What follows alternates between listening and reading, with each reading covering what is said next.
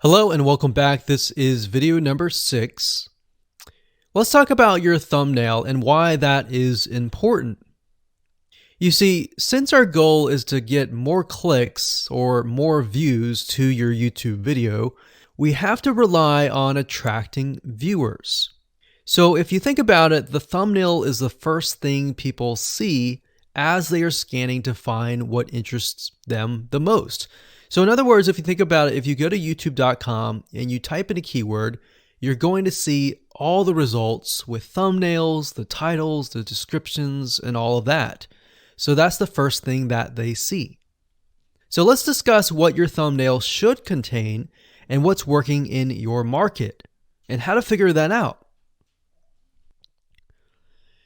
So when it comes to having a thumbnail, you want to make sure that it is eye-catching, meaning it shows somebody what they want. So if Instant Pot Chicken is your main keyword, you want to make sure that your thumbnail has something in it that entices them. So it's good to have the keyword or the title in it. So you can see right now the way YouTube works is they have an initial title or an initial thumbnail, and then after that you can see motion. So if I put my mouse over it, you can actually see part of the video, which makes it a lot more engaging.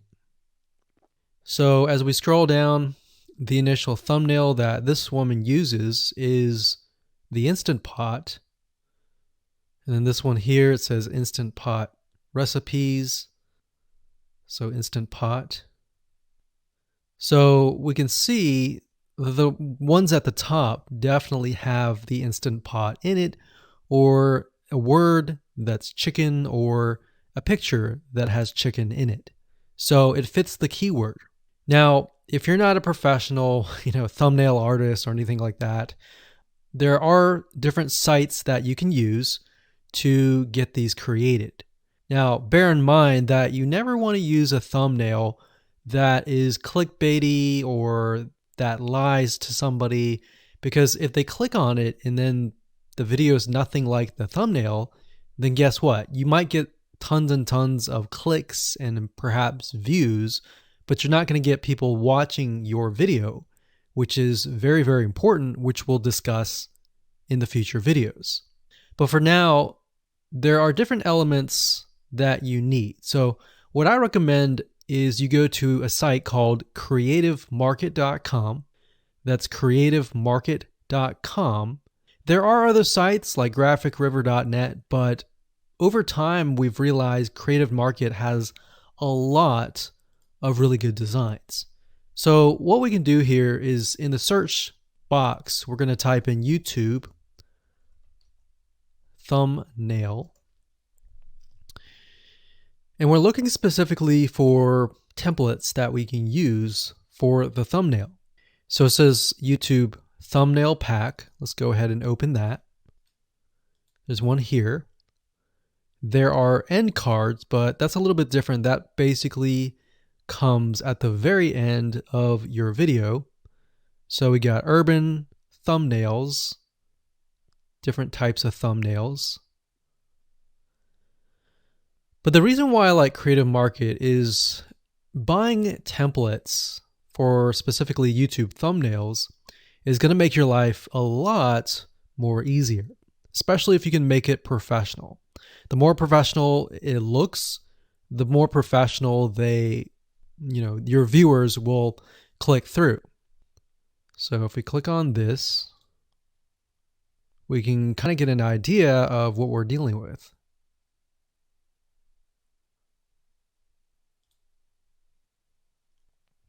And here's more thumbnails here as well.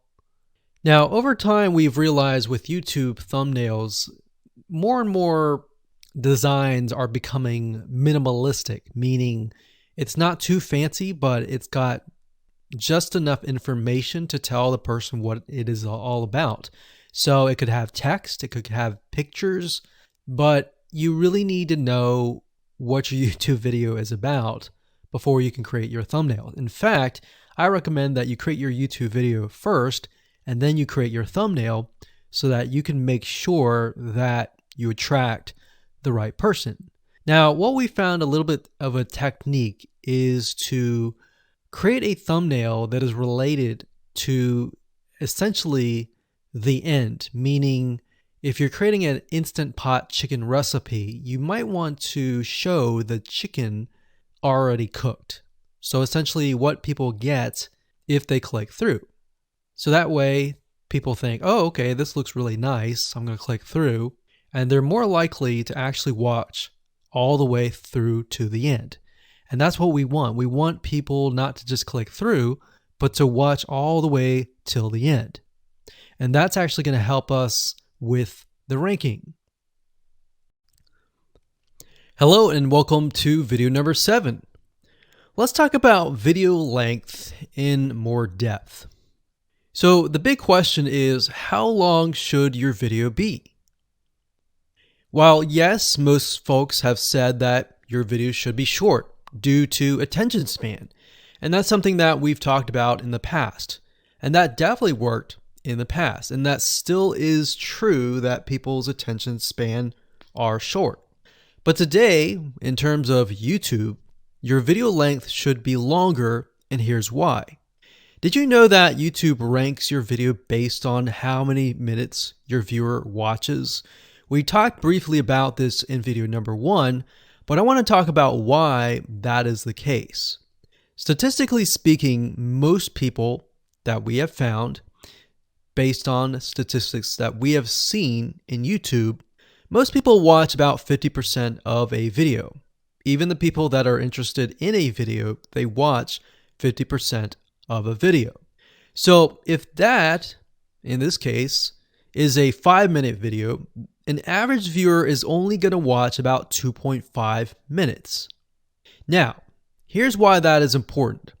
If you're competing against someone who has a 30-minute video and their viewers watch 15 minutes, which is about 50%, well, guess what? Even if they can have less viewers than you, they're going to beat you because they have a longer video. So if you got the 2.5, they've got the 15 minutes, they can send less people and still beat you. And YouTube will favor them in the end. Now that of course is assuming that the views are legitimate and people are actually watching. And that's why user experience is so important. So to give you some real life practical application, let's hop on over to YouTube and I'm going to show you proof that this works. Okay, so let's take what we learned and what we just discussed and apply it to some real life practical application. So if we head on back over to youtube.com, we type in the keyword Instant Pot recipes, we can see this one, and this one. So let's go ahead and open these up. So we got this one, and this one. So that's 1, 2, and 3. The first one has about roughly 8 minutes or 9 minutes. We'll say 9 minutes. The second one has about 27 minutes. And the third one has about 20 minutes. Okay. So essentially the second and third have about double the amount of time. So like we talked about, most people watch about 50% or less, and then they quit. That's the average, right? So if that's the case, this person here, even though they have more views, see that? 800,000 views, even though they have more views, they're competing with somebody with a 30-minute video. Essentially, it's 27 or 28, but close to 30. So if we round that, we'll just say this is 10, this is 30, and this is 20. All right, so let's keep it at even numbers. So if that's the case, there's 4 minutes here, 15 minutes here, and 10 minutes here. So this means that the person with the less amount of minutes, they're going to need a lot more views and a lot more people watching it. So in total, if this person has, obviously this person's number 1, but what I'm saying here is because YouTube looks at how many minutes are watched, if this person had 800,000 views and this person had only half of that amount, but had more than double this amount, this person right here would most likely rank higher. So see that? Only 100,000 views, 15 minutes. This one here, 20 minutes, only 6,000 views. So you might ask, well, shouldn't this be maybe number one? Not necessarily. If we really look at it, so we've got 800 times 4 minutes, and that's not going to be exact. I mean, we could even take 500. And this is definitely going to be number one. And this is definitely going to be number two based on the information. But this person, because they have a long enough video, even though they have less amount of views, they're still able to rank pretty high. So this is based on one of our YouTube channels, which has over 9 millions of minutes watched. And based on that, that's what we've seen. Now, there's other factors like likes, dislikes, comments, and other things like that, titles and descriptions. But that's a big, big, huge ranking factor because it legitimately tells Google and YouTube, hey, this YouTube video is legit. Not only people are clicking on it, they're actually viewing it. And they're viewing at least about 50% on average.